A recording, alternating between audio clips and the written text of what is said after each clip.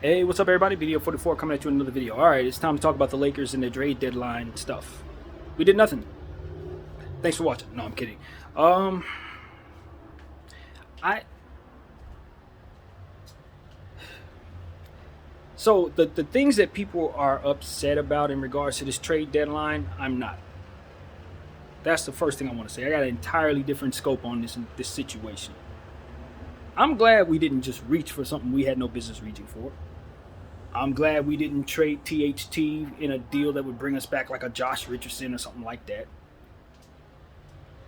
What I'm not happy about is, did we free up cap space for Malik Monk? I look at this season as a wash.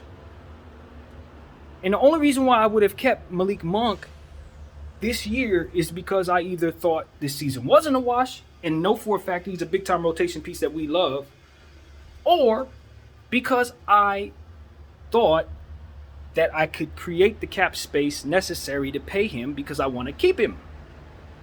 What we just did was secure the notion that we are going to let him walk at the end of the season in a wash season where we probably ain't going to win any damn way. We should have gotten something for him since his value is so high if we were not going to create the cap space to pay the man. We don't have any assets. And essentially what we just did is secure that yet another one's going to walk away for nothing. Unless they can create cap space in the offseason simultaneously while trying to court him to stay, for which he'll have many suitors based on how he's been playing. I hope y'all got an idea how you're going to handle this. Because what it looks like to me is arguably our best young player is probably going to walk at the end of the season for nothing. Just so you guys can make the first round and probably get bounced or get knocked out in the play-in tournament or however far we're going to go. So that is what I'm upset about. I think most people are upset that we didn't trade Russell Westbrook. I didn't think we could trade Russell Westbrook. The only way you're going to trade Russell Westbrook is in a deal that wasn't going to create any cap space for you and get rid of your only trade piece for the next 5 years. That was never something I was willing to do. I would never even considered something like that. I heard we were in the mix for Terrence Ross. We would have had to give up THT to get Terrence Ross, and that's the same type of way I look at the whole Malik Monk thing. If you're gonna win a championship, then you trade for a piece like Terrence Ross because you're helping him come. He's gonna bring you an opportunity to boost your bench and this, and this. But I'm of the mindset that this is a wash. And listen to LeBron James, he's of the mindset that this is a wash. So we shouldn't be giving up anything to fix this season at all. We don't give up nothing to fix this season. This season is not going to be fixed. We don't reach for first round, second round exits. We reach for championships or we reach for lottery picks. That's how I want our team to do things. So since we don't have any lottery picks and we can't win a championship, standing pat just makes more sense to me, except for the Malik Monk factor. So I hope we have a plan to create the cap space, whatever it may be. And mind you, you have no idea how much money he's going to be able to make on the market. So you can't gauge that. Even if you have an idea how much money you may be able to free up from Malik Monk, the reality is you may not be able to free up enough if somebody decides to reach for him. A team like Sacramento or some, they got some stupid teams out here. They may give him $100 million or something. All I'm saying is this. For a team that doesn't have any assets, who literally has to shop a pick that ain't going to be around for another 5 years just to try to acquire decent pieces, a guy like Malik Monk, who's played his value up entirely sky high, should not be retained at that value unless you are just dead set on making this a championship caliber year. Because he's only on for this season and he's gone. He's on a 1.6. The man's got to make him some money now. It's time for him to make a buck for himself. He played himself up into at least a good $12 million contract, 3 years, maybe more, depending on how he finishes the season. You can't pay him that. You don't have it. So one of your best pieces is probably going to walk, and that is not good. So that's what I'm upset about. THT, trading him for Cam Reddish and bring it back, Alec Burke. I don't know. I mean, I'm a Cam Reddish guy, but I think we can acquire Cam Reddish another way. New York don't want him anyway. So it is like, he's going to be on the free agent market soon enough. He hasn't played his value up, probably ain't going to play it up playing under Tibbs, so we could probably just sign him outright whenever he comes up for free agency. So that's, I don't have to give up THT necessarily to get him. Now, would I have loved to get out from under THT's contract? It depends. Here's why. It's a bad contract today. It may not be a bad contract in year 3. He's probably going to play that up. He'll play it up. The issue with THT is how bad he looked right now. And last night, he looked pretty good. He reminded us what type of shooting mechanics he has, what type of defensive ability he may be able to provide. So even though it's a trash contract in year 1, it'll probably be an okay contract in year 2, and it'll be an excellent expiring contract in year 3. So when I understand that, it's like, okay, we make that move if we're trying to salvage the season. Can't salvage the season. Season's lost. We suck. So the best case scenario is we keep riding out with what we had.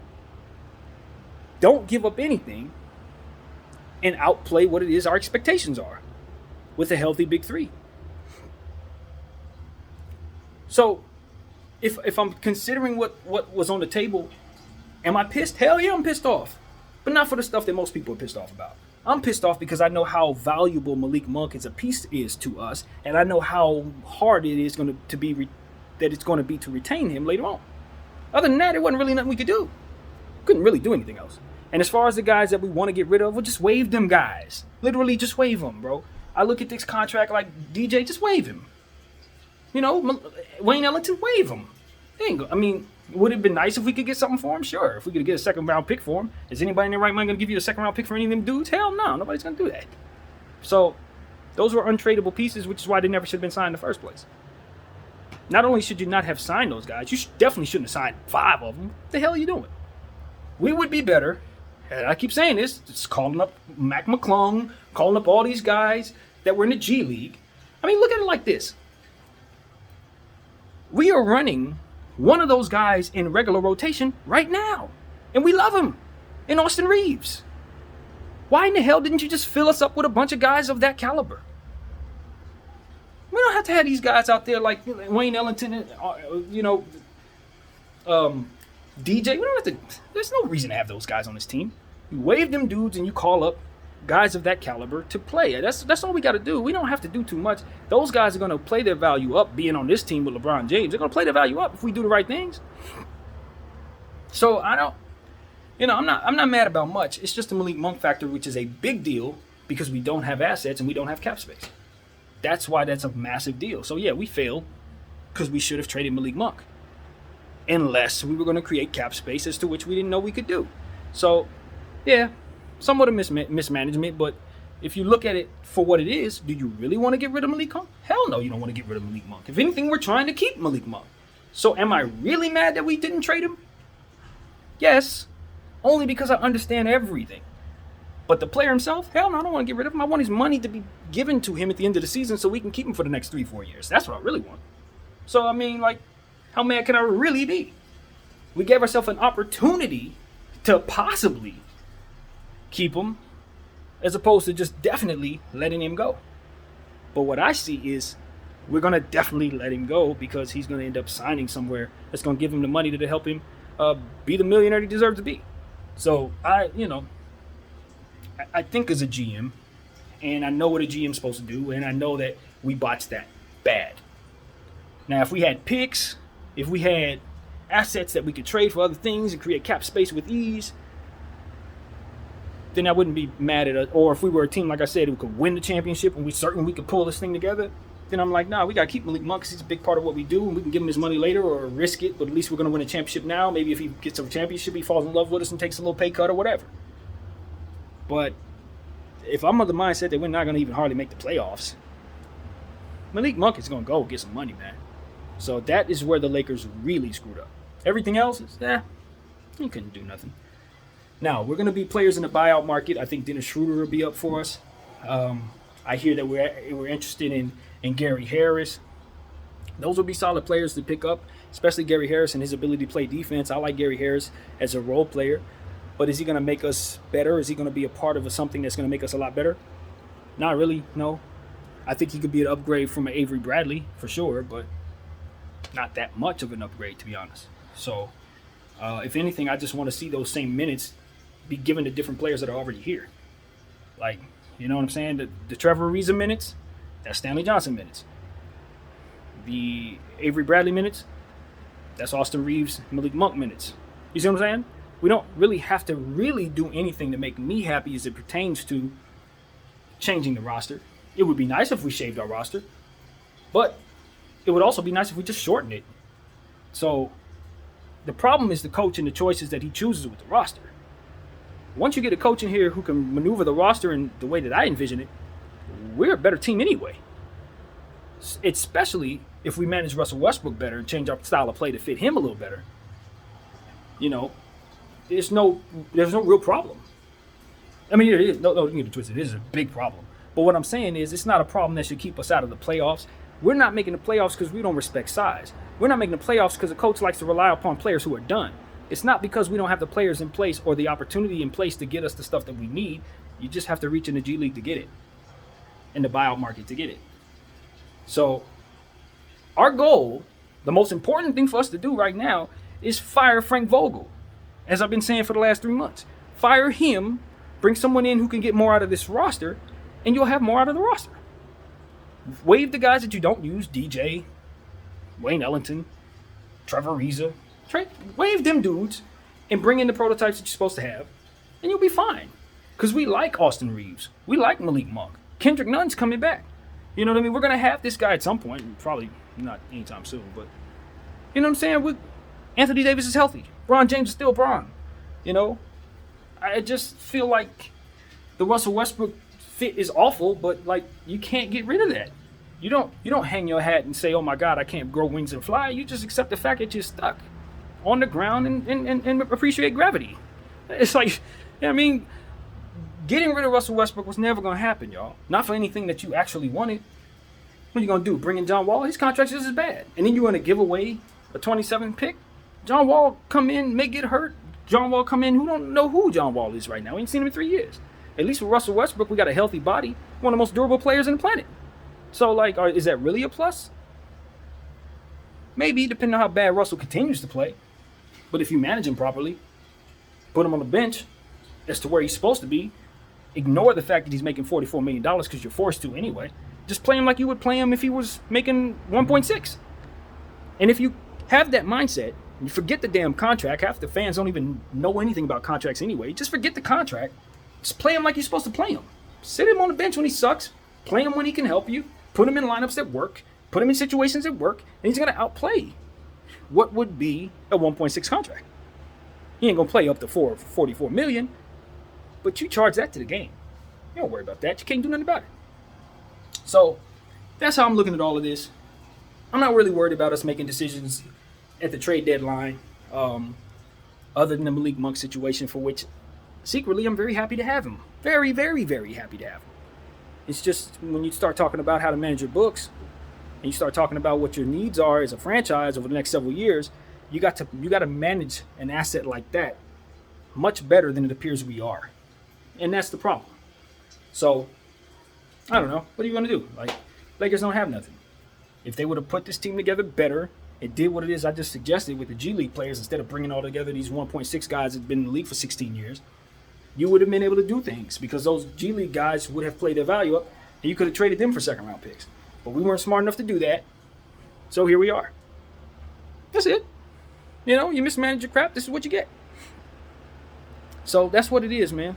I don't know what else to say to you guys. I would love to tell you that the Lakers are horrible for not making a deal, but no. The guys that they were trying to bring in weren't going to make us better. We were going to be mad at them and want them gone too. Trust me. The dudes wasn't that. Terrence Ross is cool, but he ain't that. Josh Richardson definitely ain't that.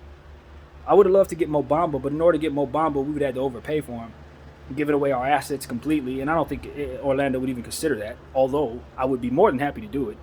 I think that much of Mo Bamba, and I think he would help us that much. If they say trade THT and Malik Monk, not Malik Monk, but THT and, well, I guess it would have to be Malik Monk if we're doing what we're supposed to do.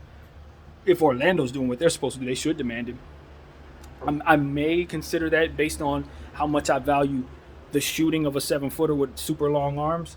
like Malik, like Mo Bamba. I might be considering that, but the way that Malik's playing, I wouldn't be too excited about that. So I mean, there's a lot of stuff that the Lakers probably could have tweaked. Maybe we could have got a Kendrick Williams or something like that, but depends on what we were bringing in. It's like a lateral move, depending on what we let go of. So you look at all the different walls the Lakers were running into. You know, everywhere you look is a wall. It's something in our way based on the decisions that we've made to put this roster together this way and give away all these pieces over the last 6 years. So you're maneuvering in very tight space if you're a GM. And because I understand that so very clearly, I just don't really expect much. But the Malik Monk thing, if he walks at the end of the year, that was where we really screwed up bad. You just can't let that happen, man. You can't let that happen when you have this little assets. You can't let that happen. And then the bigger picture would have been to trade LeBron James or Anthony Davis for a bunch of stuff. But like I said, nobody's going to do that. That's too bold of a move. That's too brash of a decision for a Laker team that's been dragging their feet on trading a freaking coach or getting rid of a freaking coach they should have fired 3 months ago. If they wasn't going to fire a coach 3 months ago, you know damn well they weren't going to have the balls to trade LeBron James or Anthony Davis. So that's what it is, man. I could argue that was a mistake, not trading Bron at 37 years of age, because I don't think a guy at 37's value goes up, goes down. But when you consider the uniqueness of who this actually is, there's no guarantee that it is going to go down. For all I know, his numbers go up next season. Who knows? It's Bron. So, tight spaces, y'all. Can't really do much. So, yeah, man, I give the Lakers a C+, honestly, for this. The Malik Monk situation is devastating to me on a from a Brooks point of view, but not from a player point of view. I love having him. So, how mad am I going to allow myself to be? Anyway, you better retain him. You geniuses better retain him. That's what I'm coming from. You don't retain him, it's just more of the same, basically. All the botched things that we've done with young players. We ain't even handled a good situation with a young player yet. Ain't nothing we've done with young players been right. And I could argue Malik Monk is somebody who's going to play well in this system that nobody plays well in. So maybe you value that production somehow for the end of the season. But even in that thinking, you want to be able to keep them past this season. I don't know. Whatever. The Lakers need to fix their front office situation. That was the moral of the story from the video that I had when I said my message to Jeannie Buss. I encourage you guys to go check that out. Because it starts with her. I ain't trust nobody to make no big, massive decisions at all because they've botched everything else. So get that in order. Then in the off season, we can start figuring out how to maneuver our books properly when the brain trust is straight. If the brain trust ain't straight, there ain't no way you're going to make a good decision right now. Ain't nothing you done been good. So that's how I look at it, man. First order of business, start looking for coaches. If you don't want to fire this dude now, you need to start doing your homework on who you can replace him with right now. That is your job right now. Make the decision to move on from him. Do that. You should have did that with the Trez situation. That was fireable last year. Do that. Have a nice handful of coaches. Start sending the word out to some coaches that may still be in other places. That the Lakers' job is going to be out there. That's what you do. I'm going to go drink some water. Thank you all for watching. My name is BDL44.